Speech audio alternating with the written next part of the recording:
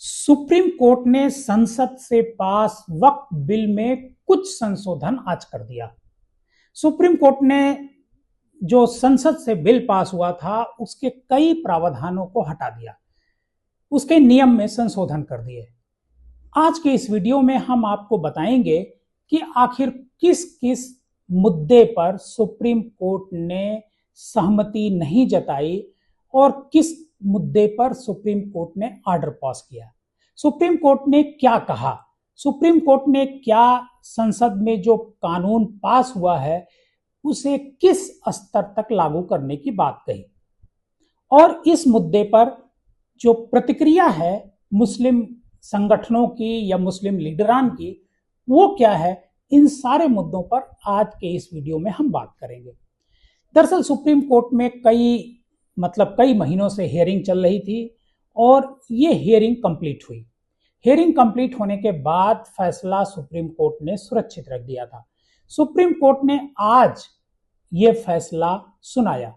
Supreme court ने कुछ हिस्से पर 2025 में जो वक्फ संशोधन अधिनियम आया था संसद में, उसके कुछ प्रावधानों पर रोक लगा दी।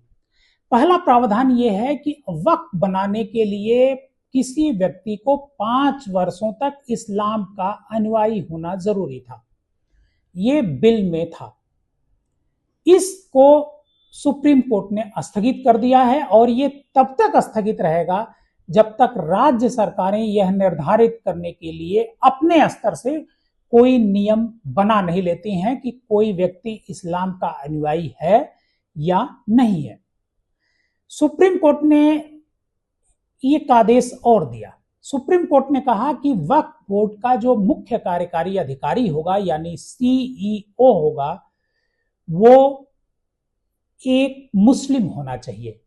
सरकार इसकी कोशिश करे।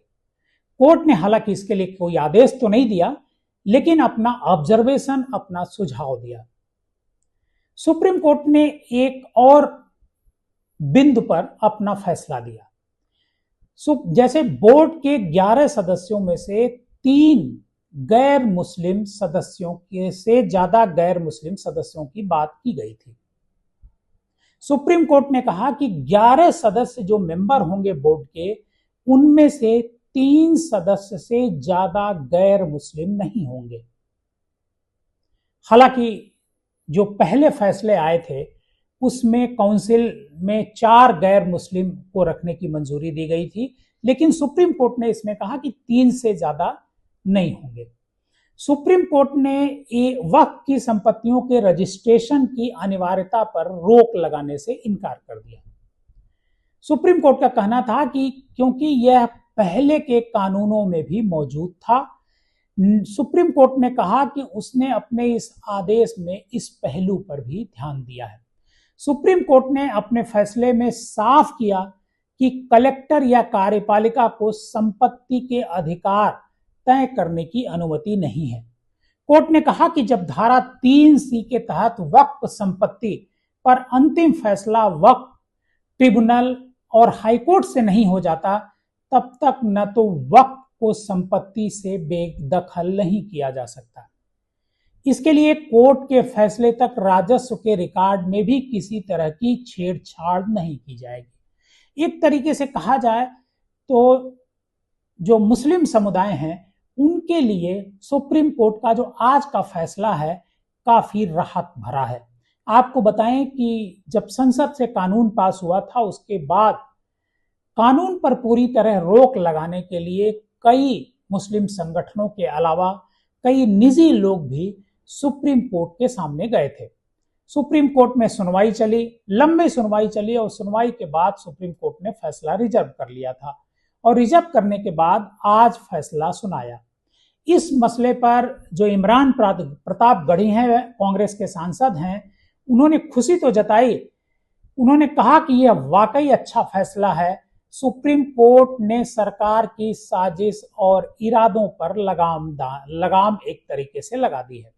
लेकिन उन्होंने साथ में यह भी कहा कि हम आगे की जो लड़ाई है वो जारी रखेंगे। मतलब अभी भी इसमें जो है यहीं पर जो इमरान प्रताप गढ़ी या और जो मुस्लिम लोग हैं वो ठहरने वाले नहीं है।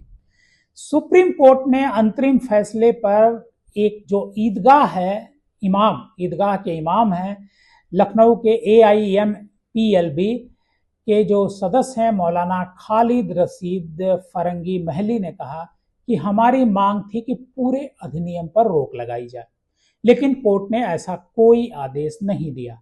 उन्होंने कहा कि हालांकि कोर्ट ने कई प्रावधानों पर रोक लगाई है और हम कुछ जो प्रावधान है, जो रोक लगाई गई है सुप्रीम कोर्ट की तरफ से, उसका हम वेलकम करते हैं, स्वागत करते हैं।